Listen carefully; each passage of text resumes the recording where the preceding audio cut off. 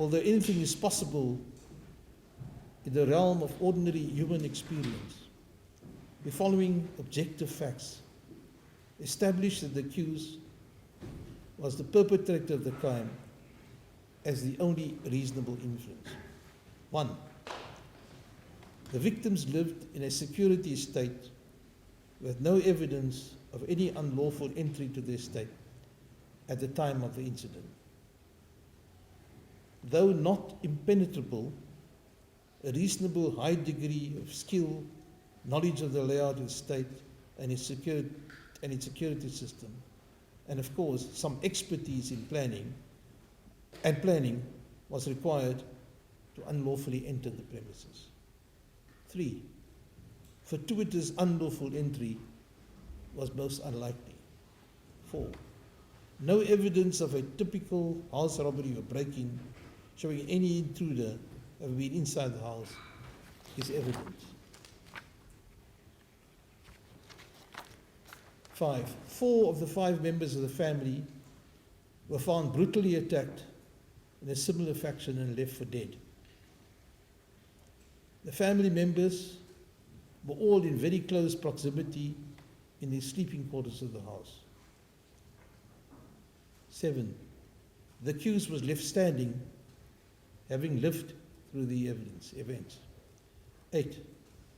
The accused presented with injuries supposedly inflicted by the same attacker during the same incident and in execution of the same intent, yet markedly different in nature and extent to that of the rest of the family. 9.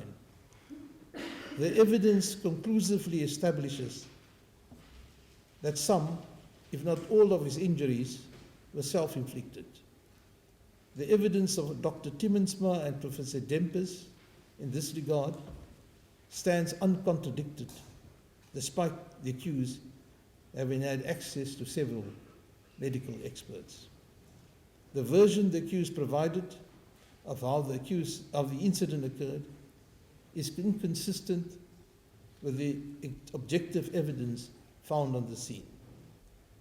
The accused amended material aspects of his version upon becoming aware of the irreconcilability of his version with the scientific and material aspects of the evidence available. Each piece of the evidence on its own might not and is not enough to establish the guilt of the accused.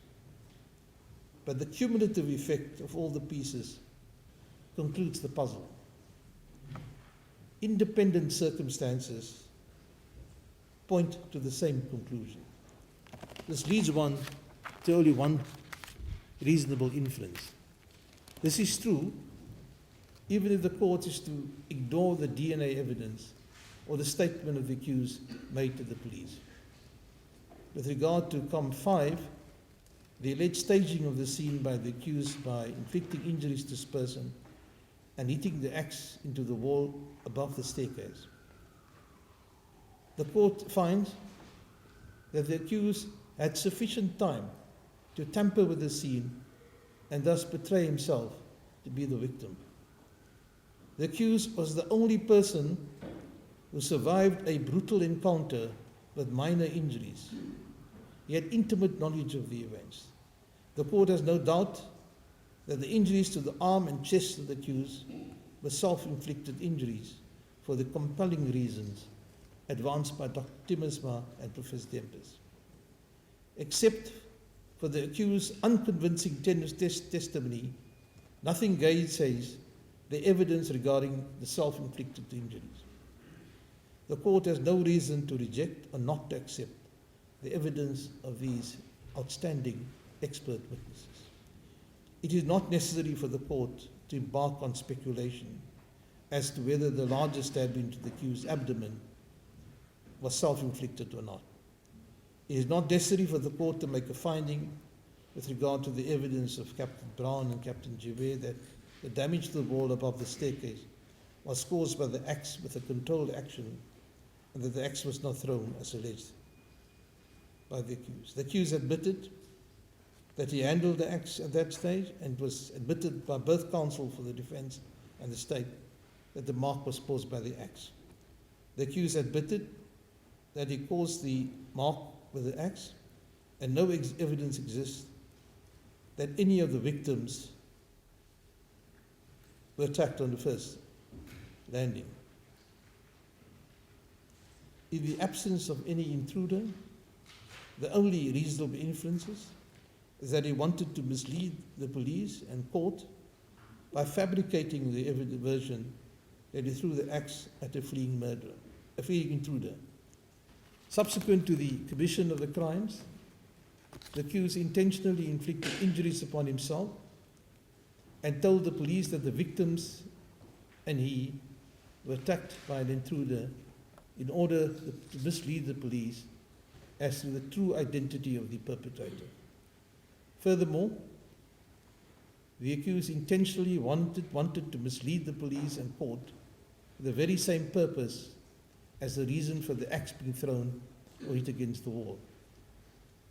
The accused deliberately committed positive acts of obstruction and supplied the police with false information that the police acted upon by launching a search for an alleged intruder or intruders.